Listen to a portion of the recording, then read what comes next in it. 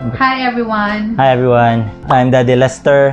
and I'm Mommy Belle. So welcome to House Karaan, welcome to another video. Sa video na to, share namin sa inyo kung paano magpa-burp ng baby. May mga nagtatanong rin sa amin kung paano siya ginagawa. Naisip na rin namin na i-share kasi Milk please. milk please later. Patalastas muna. This is your milk, oh, milk. Isipan na rin namin i-share para makatulong na rin sa mga bagong parents. Kahit mga old parents na hindi pa to ginagawa. If you're interested, please keep on watching. So ito pala si baby Kaylee namin. Ito yung pang third baby namin. Naging aware kami about dun sa pagbe-burp dun sa third baby namin na tinuro sa amin nung pedya namin. Just a disclaimer, we are not medical professionals, we are not pediatrician. We are just sharing this video based on our experience. Yung mga tinuro din sa amin ng pediatrician namin kasi we already have 4 kids. So far, yung birthing is ginagawa na namin dun sa mga anak namin. Sagutin muna natin yung mga importanteng tanong about burping. Ano ba siya? Gaano ba katagal? Ano yung magiging result kapag ginawa mo siya? And then later on, papakita namin sa inyo yung actual position kung paano siya gawin. Kasi syempre, pinag-uusapan natin dito is newborn o baby. Sa amin, newborn pa, 1 month old. Syempre, kailangan super maingat tayo. Super gentle. So, may mga specific ways kung paano siya gawin. Na natutunan ko na rin ako personally, siguro lalo na sa mga daddy dyan.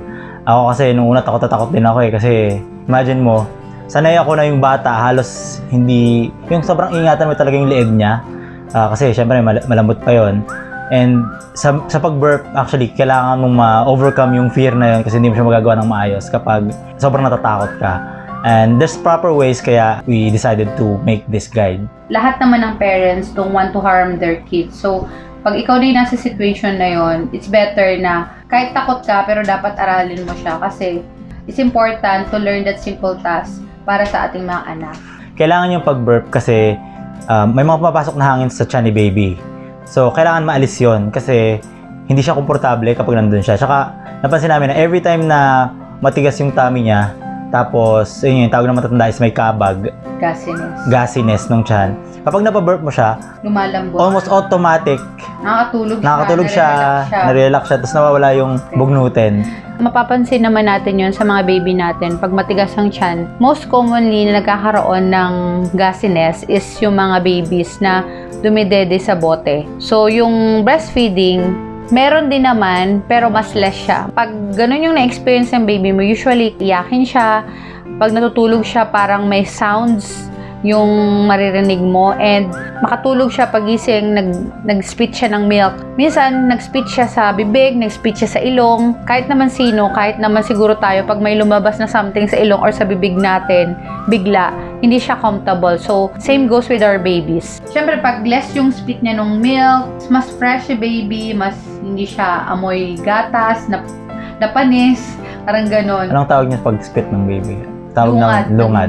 Naglulungad. So, pag hindi siya amoy hindi siya naglulungad. Mas mabango yung baby, diba? Mabango naman talaga mga baby. Pero, syempre, diba, mas ayaw nating amoy lungad yung baby natin. Kapag tama yung pagkakalagay mo sa kanya, nagbe-burp na kagad siya. Pero sabi ng pwede namin, may mga baby talaga hindi nagbe-burp. So, hindi ka naman kailangan mag-worry. Normal lang na ibang baby hindi talaga nagbe-burp. So, shout out dun sa pedya namin, si Dr. Lat. Naalala ko na sinabi niya, ang mami ang mas malakas ang loob na gawin yon.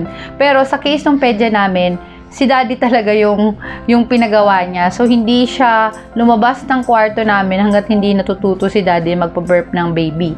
So, sabi niya, once after makadede ni baby, so hindi pwedeng idediretso mo siyang i-burp. Kasi, ang tendency nun, may mga milk pa dyan, isusuka niya yon. Yung mga papakita namin sa inyo is yung different ways ng pagbe-burp. Pero isa lang yung end goal niya, mag-burp siya. Sa Tagalog pa lang, ang tawag sa burp ay dighay. Ganun ba? Sa Bicol ba? Dighay din. Hindi ko alam. So, basta sa Tagalog is dighay. Ang isa pang benefit, I think, don't quote me on this, pero ito, nakita ko doon sa baby namin. Since tinataas mo nga yung ulo niya, bumibilis yung development ng muscles or yung especially dito. Yung dito niya. Matigas yung ano niya, very strong. Kasi kahit yung baby namin ngayon nag-alaga na ako ng mga babies before na mga pamangkin, mga kapatid. Yung ulo nila parang ang lambot-lambot na parang kailangan mo talaga silang hawakan else parang mahuhulog yung ulo nila. Pero this time, yung baby namin, naiangat agad nila in a couple of days. Dun sa constant na paghawak namin sa kanya ng gano'n. Kumbaga, yung benefit ng burping nakukuha na and then yung part nga na yun na feeling namin nakakatulong sa development niya. Pero we'll do more research. Let us know what you think, kung helpful nga siya. Pero that's another observation na nakita namin. Dito sa baby namin na to, the whole time nagawa namin siya, and yung bagong baby namin ngayon, pinapractice na rin namin siya. So hopefully, through this video, yung mga makakapanood dyan is magawa nyo rin siya. So tara!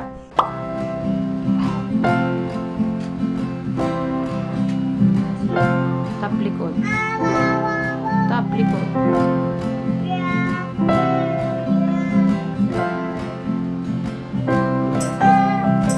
Hawak mo lang. Sabay puwet.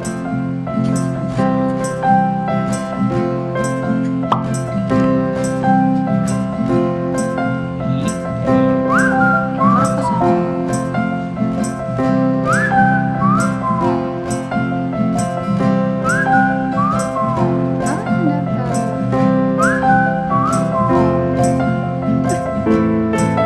Gusto niya to eh.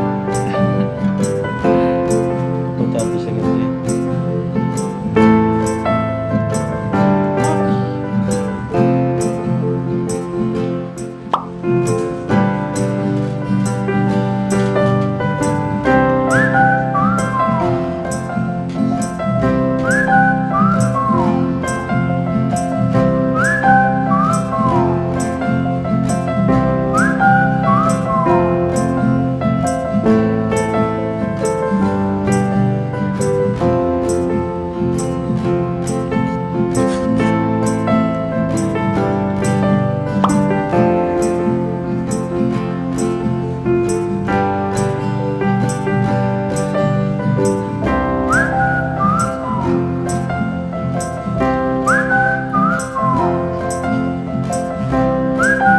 Happy siya, happy. Happy ka, nyenye.